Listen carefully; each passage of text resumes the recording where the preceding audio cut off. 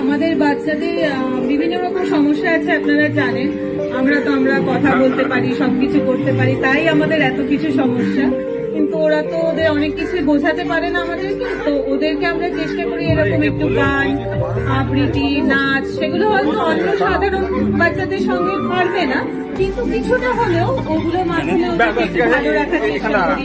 ওরা ওদের যে মনের কথাগুলো সেগুলো মাধ্যমে একটু প্রকাশ করার চেষ্টা করে। তো এই মঞ্চটাতে আমরা খুবই উপকৃত যে ভবিষ্যতে ওদেরকে এর মাধ্যমে যদি কিছুটা এগিয়ে নিয়ে যাওয়া যায়। আর আপনারা সকলে আমাদের পাশে থাকবেন, যাতে আমাদের এই যুদ্ধটাতে আমরা একটু হলেও আপনাদের সহযোগিতা পাই আর কি। এটা তো একটা খুব কঠিন যুদ্ধ, সারা জীবনের যুদ্ধ। আশা করি সকলে আপনারা আমাদের সঙ্গে থাকবেন, পাশে থাকবেন। ধন্যবাদ। বাংলার বায়ু, বাংলার মাটি, এই যে আমরা গান শুনি, তাতে বাংলার জয়গান আছে। আর আমরা যখন বাংলায় বাস করি, বাংলার যে সংস্কৃতি, কৃষ্টি এবং যে সৃষ্টি, সেইগুলোকে আমরা আরো বেশি করে মেলে ধরতে পারবো আমাদের তিনটে পদ্ধতির মাধ্যমে। একটা হচ্ছে রত্মাস্কা ফাউন্ডেশন, যেটা হচ্ছে কি একটা স্বেচ্ছাসেবী সংস্থা। আমরা বেঙ্গল মিডিয়া ক্লাব পেয়েছি। বেঙ্গল মিডিয়া ক্লাব যেটার কাজ হচ্ছে যে আমাদের যারা আরএনআই পাওয়া যায়নি, যাদের পায়নি, বা যেটা আমাদের অ্যাক্রিডিটেশন কার্ডটা কিন্তু কিছু নিয়মের মধ্যে দিয়ে পাওয়া যায়। এই অ্যাক্রিডিটেশন কার্ডটা গভর্নমেন্ট দেয়। আর বাকি যারা প্রেস লেখেন তারা কেন লিখতে পারবেন না? কারণ ডিজিটাল মিডিয়াকে ভারত সরকার এখনো স্বীকৃতি দেয়নি। এবার সেই স্বীকৃতিটা যখন সংঘবদ্ধভাবে আদায় করা হবে, তার পেছনে বেঙ্গল মিডিয়া সহযোগ দেবে। কারণ শুধু বেঙ্গল মিডিয়ার পক্ষ থেকে এই ডিজিটাল মিডিয়াকে, অনলাইন মিডিয়াকে স্বীকৃতি দেওয়ার কোনো একক প্রচেষ্টা করলে হবে না। সবাইয়ের মিলিত প্রচেষ্টায় আরো যারা এগিয়ে আসবেন, সংঘবদ্ধ হবেন এবং এই আওয়াজ তুলবেন যে অনলাইন মিডিয়াগুলোকেও একটা স্বীকৃতি দেওয়া হোক, তখনই আমরা তাদের পাশেও থাকবো। তো যাই হোক, এটা একটা ভাবনা। কারণ এমনিতেই অনেকে প্রেস লেগে ঘোরেন, তাতে অনেক কথা ওঠে যে আপনারা একটা করে মোবাইল নিয়ে প্রেস লিখছেন। অ্যাক্রিডিটেশন কার্ড কিন্তু অনেক বছরের। আরএনআইটা হচ্ছে আমাদের প্রিন্ট মিডিয়ার ক্ষেত্রে, আরএনআইটা বহু বছর যাবৎ চলে আসছে। তো সেইগুলো যখন পাওয়া যায় না, তখন অনেকেই কাজ করতে চান, কাজের আগ্রহ রয়েছে এবং কাজ ভালো করেনও, তাদেরও আমরা সহযোগিতা করবো। আর এই সংস্কৃতি মঞ্চ, বাংলা সংস্কৃতি মঞ্চ, তো এই বাংলা সংস্কৃতির মঞ্চের মাধ্যমে বিভিন্ন শ্রেণীর, বিভিন্ন মানুষের যে শৈল্পিক নৈপুণ্যতা, সেই শৈল্পিক নৈপুণ্যতাটা আমরা তুলে ধরতে চেষ্টা করব, অবশ্যই তাদের সহযোগিতায়। এই বাংলা সংস্কৃতি মঞ্চের যিনি কর্ণধার থাকবেন, তিনি সব করে দেবেন আর তারা আসবেন, তা হয় না। আমরা বিভিন্ন জায়গায় কি দেখি যে আমার মেয়ের নাচ হলো আমি চলে গেলাম, আমার ছেলের গান হলো আমি চলে গেলাম। না, এটা আমরা বলবো না। বেঙ্গল মিডিয়া ক্লাবের উদ্যোগে বার্ষিক বনভোজনের আয়োজন করা হয় ইডেন গার্ডেন্স পার্কে। ঐতিহ্যবাহী কলকাতার ইডেন গার্ডেন্সের অন্তর্ভুক্ত ইডেন উদ্যানের বনভোজন আঙিনায় এখানে উপস্থিত ছিলেন বেঙ্গল মিডিয়া ক্লাবের সদস্য এবং তার পরিবারের পরিজন। এবং পিকনিকের এই আয়োজনে সকাল থেকে হাজির ছিলেন কেন্দ্রীয় কমিটির পক্ষে সম্পাদক কাউসার আলী, সপরিবারের সহসভাপতি সোমনাথ খা, অনুকূল বিশ্বাস, কনভেনার মৃত্যুঞ্জয় বিশ্বাস সহ আরও অন্যান্য সাংবাদিক মহাশয়রা। এই বনভোজনের মধ্য দিয়ে আনন্দ, খেলাধুলা, নাচ, গান, কবিতা পাঠ, হই হুল্লোড়, পুরস্কার বিতরণী, নতুন বছরের ক্যালেন্ডার ও সার্টিফিকেট, মেডেল এবং নতুন সদস্যের ক্লাবের আই কার্ড প্রদান ইত্যাদি আয়োজন করা হয়েছিল। দেখুন তারই চিত্র।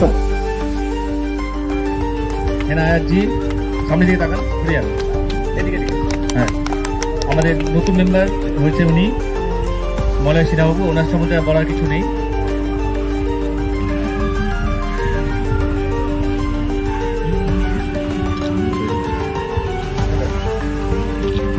সেটা আমরা বেঙ্গল মিডিয়া ক্লাবের পক্ষ থেকে আর কে গুপ্তারাতে তুলে দিলাম এবং স্মারক একটি উপহার এবং শংসাপত্র লিখে দিয়েছেন আমাদের অত্যন্ত শুভার্থী একজন। সেই শংসাপত্র আমরা তুলে দিলাম। আমরা ধন্যবাদ জানাই বেঙ্গল মিডিয়ার পক্ষ থেকে।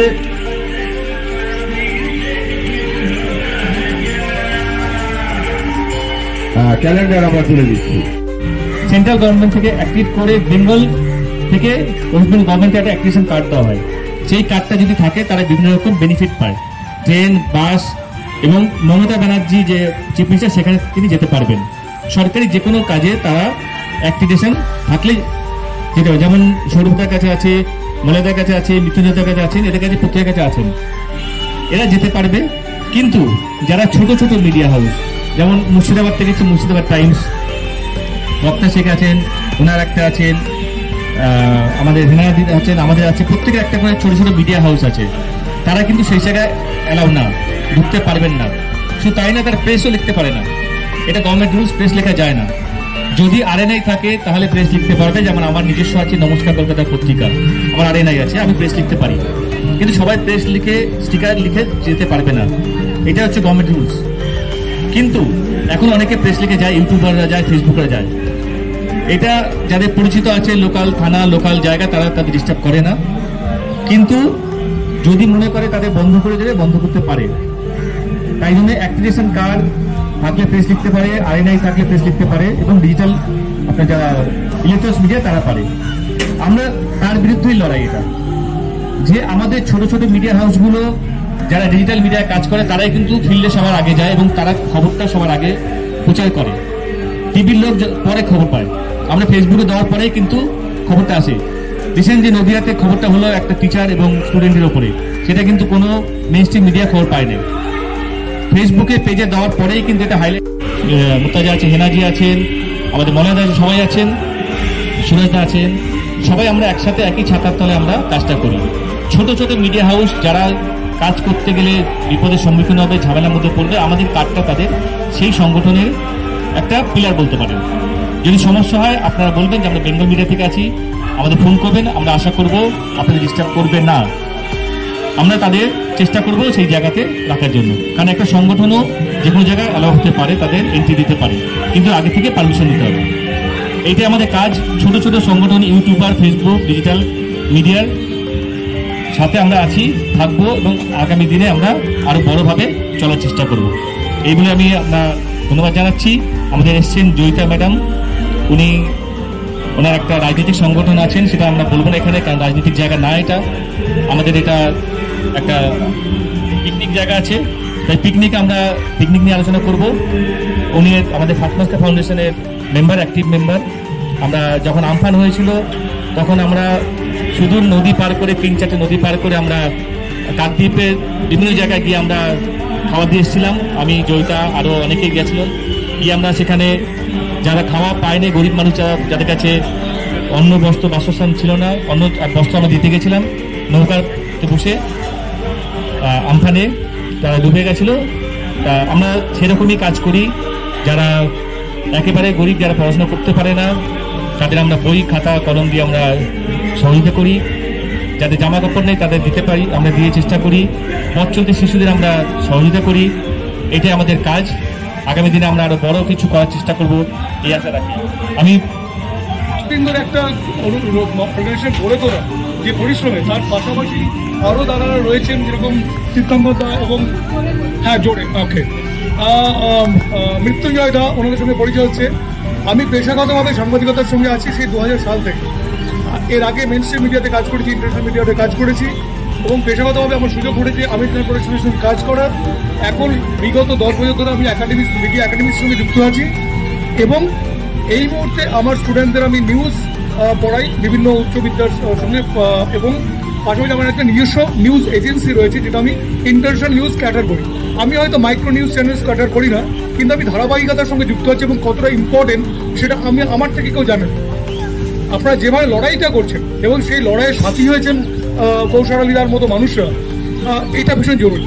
তো এইটুকু আসলে কি হয়েছে, আমি সত্যময় জয়তে আমির খান প্রোডাকশনের সঙ্গে যখন কাজ করেছি প্রথম নিউজের থেকে, আমি এই বিভিন্ন ইস্যু নিয়ে কাজ করেছি। ইভেন আমার যে ফিল্মসের স্টুডেন্ট, আমি একটু সময় নিয়ে বলছি, এটা রেকর্ড নাও করলে চলবে, আমার স্টুডেন্টরা আমি ডকুমেন্টারির সাবজেক্ট দিয়েছি কালকেই, এবং আমার সাবজেক্টের মধ্যে রয়েছে স্পেশাল চাইল্ড। আমি এসে যে তাদের এখানে দেখতে পারবো এবং তাদের নিয়ে আমি আবার এখানে অন্যভাবে ভাবনা চিন্তা করছি, এটা আমি অত্যন্ত ভালো লাগার জায়গা। আমি বুঝতে পারছিলাম না যে ফাটাবাস্কা ফাউন্ডেশন কি, আমাকে যে ছিল না, উত্তর ছিল না কোনো। তো Yes, obvious. I'm known about all these issues, social issues, and the crisis or the phases you are passing through in your personal life as parent, and also your